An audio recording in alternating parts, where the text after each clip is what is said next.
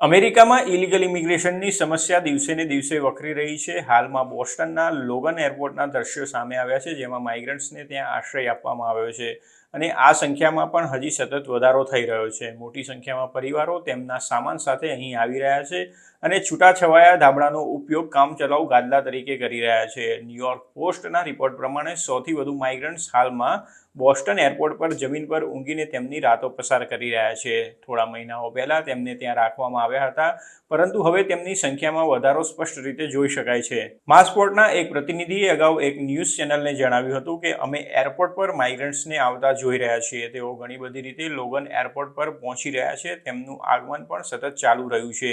Logan ખાતે માઇગ્રન્ટ્સની સંખ્યા સતત વધી રહી છે, પરંતુ યોગ્ય સ્ટાફ અને સંસાધનો વગર રેસિડેન્ટ્સની મોટી વસ્તીની યોગ્ય રીતે કાળજી લેવા માટે માઇગ્રન્ટ્સને દરરોજ એરપોર્ટની બહાર સ્ટેટ વેલકમ સેન્ટર્સમાં લઈ જવામાં આવે છે અને પછી રાત્રે પાછા અહીંયા લાવવામાં આવે છે.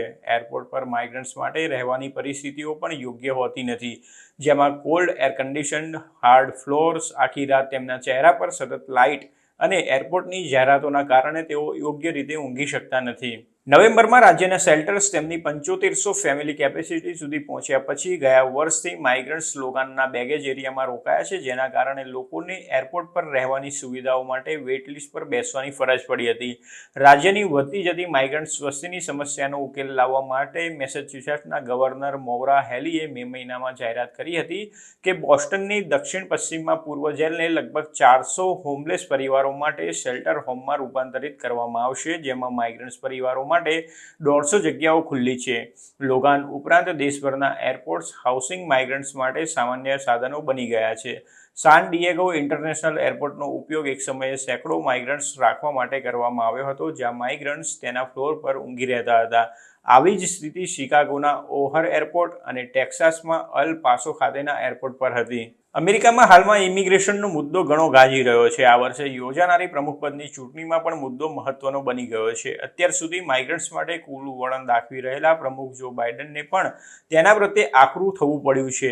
બાઇડને હાલમાં જ ઇલીગલ ઇમિગ્રેશનને ડામવા માટે એક એક્ઝિક્યુટિવ ઓર્ડર જાહેર કર્યો છે. બીજી તરફ પ્રમુખપદના ઉમેદવાર ડોનાલ્ડ ટ્રમ્પ તો પહેલાથી જ આ મુદ્દે આક્રમક રહ્યા છે અને હંમેશા ડેમોક્રેટિક બાઇડનની ટીકા કરતા રહ્યા છે. ટ્રમ્પે પોતાનું કેમ્પેન શરૂ કર્યું ત્યારથી જ તેમને અનડોક્યુમેન્ટેડ ઇમિગ્રન્ટ્સના મુદ્દાને ટોચ પર રાખ્યો છે.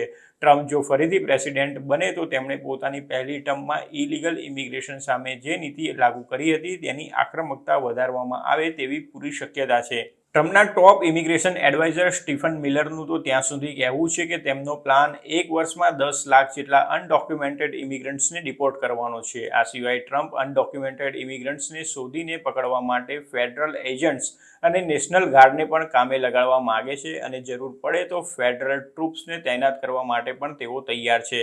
અનડોક્યુમેન્ટેડ ઇમિગ્રન્ટ ડિપોર્ટ ન થાય ત્યાં સુધી તેમને રાખવા માટે ટ્રમ્પ મિલિટરીના બજેટમાંથી ડિટેન્શન કેમ્પ પણ બનાવી શકે છે.